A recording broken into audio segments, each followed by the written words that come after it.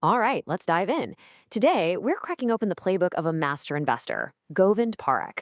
This is a guy who started with basically nothing and built a fortune by sticking to a few powerful, timeless principles. We've boiled down his entire philosophy right here. So let's get into it. So, right off the bat, Parikh hits you with a dose of reality. The market is bigger and frankly smarter than any one of us. See, this isn't about trying to outsmart it. It's about having a solid framework that protects you from your own mistakes and from the market's crazy swings. That humility, it's the foundation for everything we're about to cover. So, here's the game plan. First, we're going to talk about the investor's mindset. Then, we'll get into 4 core principles for picking stocks. After that, we'll tackle how to manage your own psychology, the inner game, and we'll wrap it all up with his big picture view on the market. All right, first up, the foundation. Before you even think about buying a single stock, you have to get your head right. And Parikh is crystal clear on this. It's the most important and honestly, the most overlooked part of investing. And this really gets to the heart of it. So many people are looking for that magic pill, that hot stock tip that's going to make them rich overnight. Parikh's whole philosophy is the exact opposite. For him, building real wealth is, well, it's more like growing a tree. It's a slow, deliberate process that's built on consistency over years and years. There are just no shortcuts. Okay, so what does this process actually look like in practice? Well, it all rests on these 4 pillars. First, you've got the shield. Rule number 1 is don't lose money. Protect your capital. Second, the piggy bank. Keep your expenses low, live below your means. And finally, the hourglass and the scales. You have to cultivate patience and maintain discipline. Parikh says that without these 4 things, no stock-picking strategy in the world is ever going to save you. And that idea of protecting your capital, it leads us perfectly into our first core principle, a concept Parikh learned from the one and only Warren Buffett, mastering the margin of safety. So what exactly is it? Think of it as a defense-first strategy. It's all about flipping the question. Before you even think about how much you can make, you have to ask yourself, how much am I not going to lose? It means buying something for way, way less than what you think it's actually worth. That way you build in this giant cushion, this buffer that protects you if you're wrong or just unlucky. And this analogy, it just perfectly nails the concept. You don't drive a 50-ton truck over a bridge rated for 50 tons. No way. You drive a 10-ton truck. You leave a massive buffer for safety.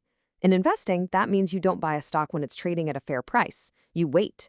You wait until the price is so low compared to its real value that your risk of losing money for good is almost zero. But, and this is a huge but, a cheap price tag isn't the whole story. You have to ask the most important question of all. Why is it cheap? Because you might just be walking straight into what they call a value trap. That's a company that's cheap for a very good reason, because its business is totally broken. Your job is to figure out if you're looking at a temporary panic or a permanent problem. Okay, to make this super practical, Parikh has this great rule of thumb. He basically won't even consider an investment unless he's truly convinced that the stock could double in value within the next 3 years. A rule like that forces you to hunt for opportunities with a massive margin of safety, not just a small one. Okay, so you need to find great companies at a huge discount. The question is, when do these opportunities actually pop up? And that brings us to principle number 2, understanding and riding the market cycles. Now, Parikh's strategy here sounds really simple on paper, right? But emotionally, oh, it's incredibly tough. He says you make your real money by buying in bear markets, when fear is everywhere. Everyone is panicking and prices just get absurd. Then, when the bull market comes roaring back and everyone is greedy and euphoric, that's your signal to start selling. You have to do the exact opposite of what the crowd is doing. So here's the actual play-by-play. When times are good and the market is strong, you sell. You build up your war chest of cash. Then, when the crash inevitably comes and everyone else is freaking out, you have the money and the guts to wade in and buy truckloads of fantastic companies for pennies on the dollar. This all sounds great, but how do you get the conviction to buy when everyone else is selling? Well, that leads us straight to our third principle. You absolutely must become a true expert. And this number, it's just staggering. And that's the point. Parikh says that if you want to have real conviction, you need to know a company better than almost anyone. Your goal should become one of the top 50 experts in the entire country on that specific business. Anything less, any kind of surface level knowledge, is just a recipe for a disaster. And listen, this kind of expertise doesn't come from sitting behind a screen reading annual reports. It comes from doing real on-the-ground homework. You got to meet the management team, look them in the eye, and see if they're passionate and have integrity. You need to visit their factories. And this is a big one. You have to talk to their competitors to get the real, unfiltered story of their strengths and weaknesses. Okay, now we get to what Parikh says is the hardest part of all. You can be a master at reading balance sheets, you can know an industry inside and out, but none of it will matter if you can't master yourself. This is about conquering your inner enemy. Look, the real battle for success in investing, it's all fought right here, inside your own head.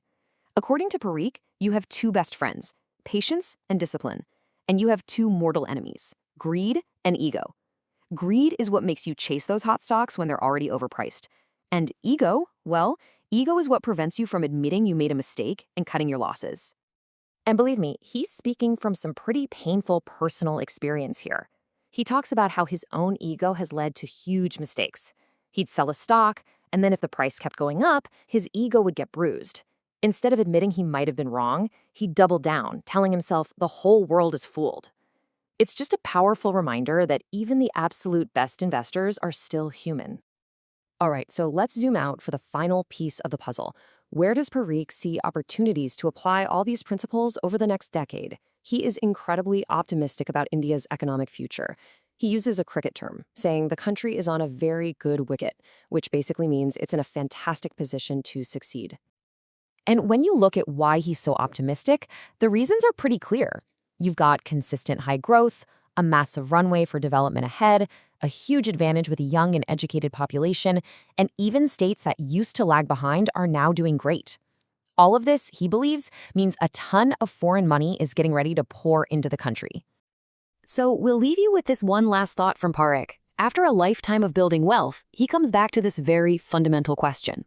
The game of investing is a fascinating challenge, for sure, but it's also a means to an end.